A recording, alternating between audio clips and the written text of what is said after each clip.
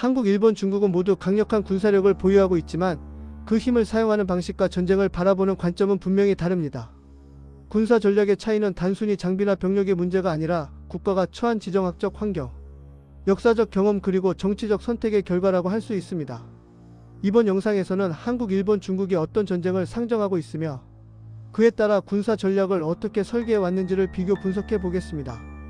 구독과 좋아요 버튼을 눌러주시는 것은 제가 영상을 만드는데 큰 힘이 됩니다. 먼저 대한민국의 군사 전략부터 살펴보겠습니다.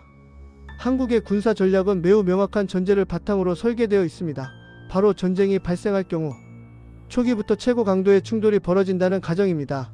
한반도는 지리적으로 좁고 인구 밀도가 높으며 수도권이 군사 분계선과 매우 가까이 위치해 있습니다.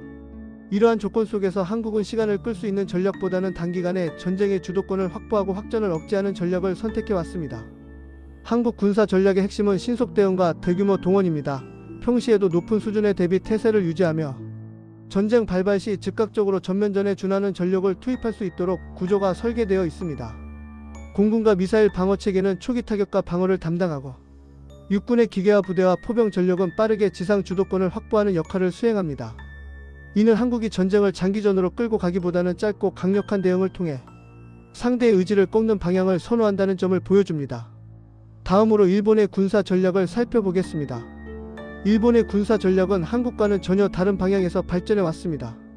일본은 헌법적 제약과 전후 체제 속에서 전면 공격보다는 방어와 억제에 초점을 맞춰 왔습니다. 일본이 상정하는 전쟁은 본토 침공보다는 주변 해역과 도서 지역에서의 충돌 가능성이 훨씬 큽니다. 이로 인해 일본은 지상군 중심보다는 해군과 공군 중심의 전략을 발전시켜 왔습니다. 일본 군사 전략의 핵심은 장기 방어와 연합작전입니다. 단기간에 승부를 내기보다는 해상과 공중에서 상대의 전력을 소모시키고 미국과의 연합작전을 통해 전쟁을 관리하는 구조입니다. 일본 육상자위대 역시 대규모 공세보다는 기동 방어와 신속 전개에 초점을 맞추고 있습니다. 이는 일본이 단독으로 전쟁을 수행하기보다는 동맹을 통한 억제와 대응을 전략의 중심에 두고 있음을 보여줍니다. 이제 중국의 군사 전략을 살펴보겠습니다.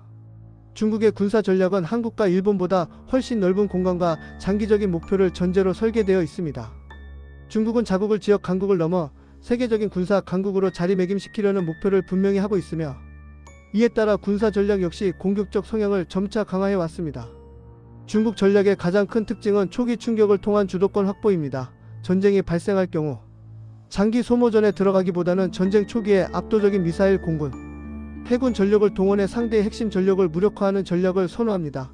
대만 해협 시나리오에서 이러한 특징이 가장 잘 드러납니다. 중국은 전쟁을 정치적 목적 달성의 수단으로 인식하며 군사 행동을 통해 빠르게 현실을 바꾸려는 전략적 사고를 가지고 있습니다. 이 세 나라의 전략을 비교해보면 매우 흥미로운 차이가 드러납니다. 한국은 짧고 강력한 방어적 결정전을 준비하고 있으며 일본은 장기 억제와 연합 방어를 중심으로 전략을 구성하고 있습니다. 중국은 초기 압박과 확장 전략을 통해 전쟁의 판을 바꾸려는 접근을 취하고 있습니다. 즉 같은 군사력이라 하더라도 이를 사용하는 철학과 목표는 완전히 다르다고 할 수 있습니다. 또 하나 중요한 차이는 전쟁을 감당할 수 있는 사회적 구조입니다.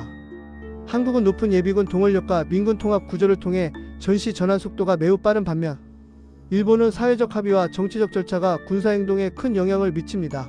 중국은 강력한 중앙 집권 체제를 통해 신속한 결정이 가능하지만 장기전에서 발생할 수 있는 내부 부담이라는 변수를 안고 있습니다.